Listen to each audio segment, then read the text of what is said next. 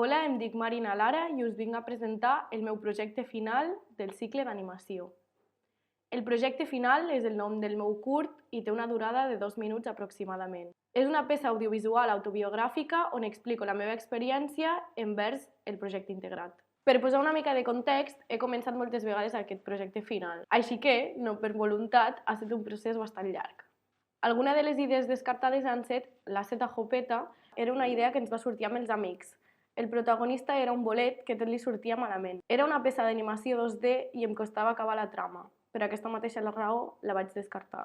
Una altra de les idees que vaig descartar va ser fer l'elaboració d'un flipbook a través de la rotoscòpia.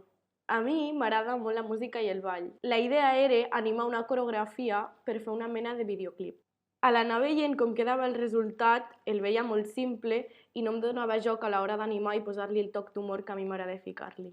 Seguint amb les coses a mitges, aquest estiu me'n vaig anar d'Erasmus a Portugal i vaig pensar que seria una bona idea fer un diari personal animat per anar explicant el que feia cada dia i les coses que anava a visitar i com passava jo i el temps.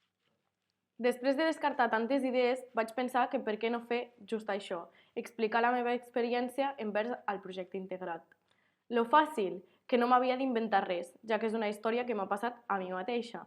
Lo difícil és que no sabeu el que costa fer un projecte integrat.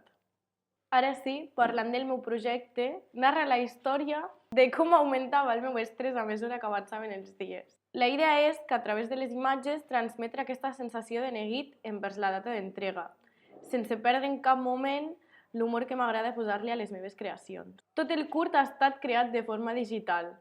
Primer vaig fer els planos amb el Procreate per a fer l'anemàtic i quan ja sabia més o menys la durada del curt va ser començar a fer el clean-up de les animacions. I un cop acabat amb les animacions, només quedava obrir l'After per quadrar amb els tempos de la música que un bon amic va crear especialment per a l'ocasió.